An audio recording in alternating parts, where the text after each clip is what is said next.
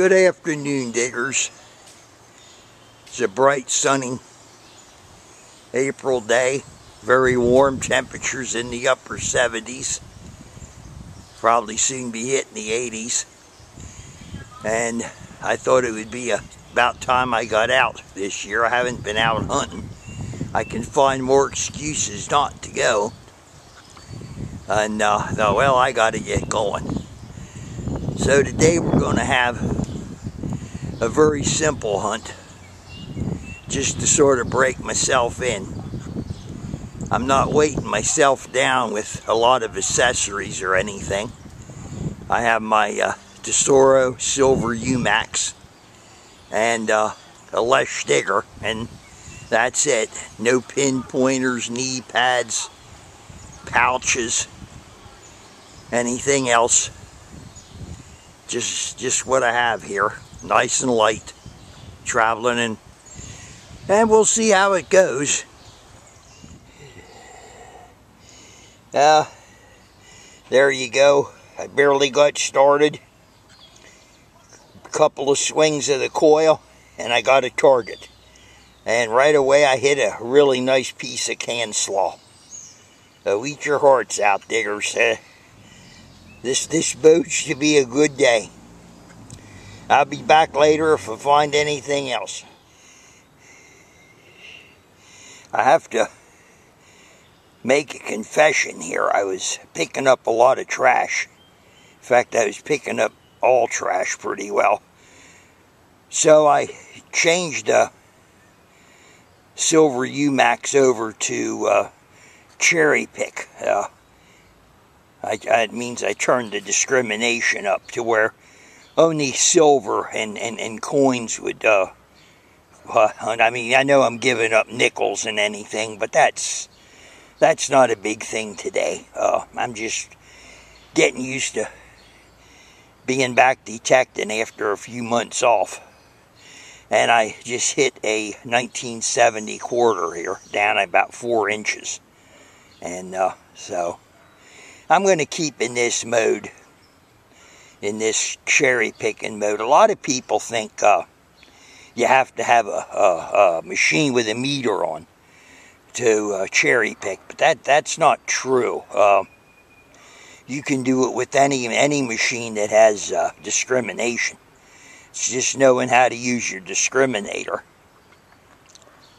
And I think most guys, unless you're relic hunting, most guys do cherry pick from time to time.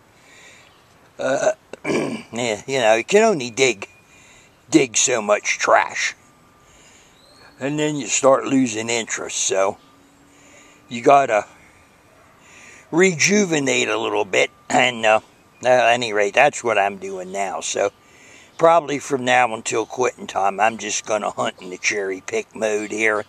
This little strip, I can come back anytime and hunt this thing more thorough with a wider range of discrimination. This place is only about 250 yards from my place, so you know, walking down here is no problem at all. Well, I'll be back later if I find anything noteworthy.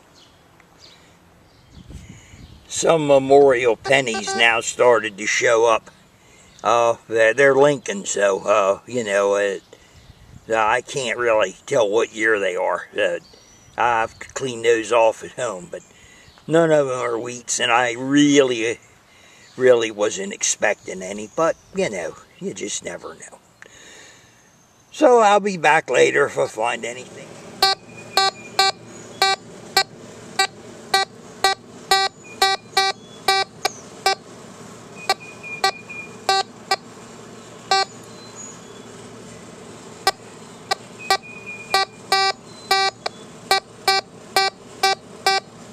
Here's a target I wanted to show you. It's too big to be a coin or anything good. It's breaking up, as you can hear too, but even if it wasn't, it's too big. You know, it's got to be like a piece of a pipe or a big piece of steel or Heck, maybe even an old water pump off of a car. But you got different ways to determine whether you should dig. Well, if you want dig a target or not. And of course, target size is very important. A coin is a quick beat and done, because the target is small. This thing is big, whatever it is, and it's going to stay in the ground. But I just wanted you to see that. This here is a great time of year to be out hunting. It's warm, but not too hot. Really nice, just nice to be out. It's getting a little warm here today. I have to admit I was dripping perspiration here. I was digging quite a few targets, and sadly, but honestly to report, only about a third of them were good. And but still, you know, there's a lot of junk in the ground here that is going to show up even on higher discrimination. You know, you just can't block it all out. You get a big enough piece or concentrated piece, like say a pipe fitting or something like it, it's going to sound off, you know, or a lock hasp, you know, that kind of stuff. They're just going to sound off, and there ain't nothing you can do about it. You know, you're just going to have to dig, grit, and bear it. But I had a good day here today. I used my simplest, easy to use machine, the silver uMax. And that way I wasn't weighted down with a machine with a screen that's got about 35 or 40 settings on it that you can change around and play more with the machine than you do metal detect. Sometimes that distracts from the fun. You know, your equipment can get too sophisticated, too complicated, too many accessories, too much this, too much that, and pretty soon you don't have fun. And that's why sometimes on these message boards, you know, you see where a guy is selling his expensive machine that he was so sure when he ordered it or bought it that it was going to make him a great hunter, and he went out and paid $1,500 or more for a fancy machine that's supposed to do all this and that, and probably will, but it's too complicated for that guy probably to learn how to use to properly.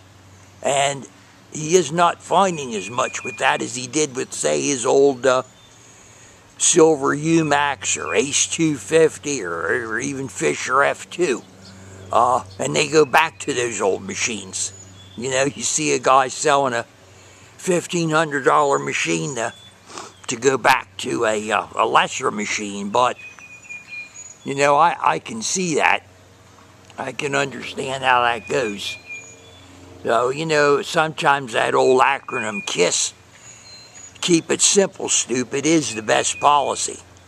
And that's what I did today. Of course, those of you who know me, I have other machines too, and some of them are kind of complicated and expensive, but every once in a while I like to go out here with my uMax and just have a good time, which I had today. Like I say, it's getting a little warm here.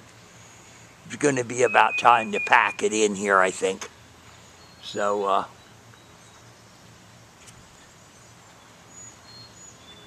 I'll be back here in a minute. Just give me a sec. This is the old coos saying goodbye till next time. May all your hunts be happy hunts. God bless.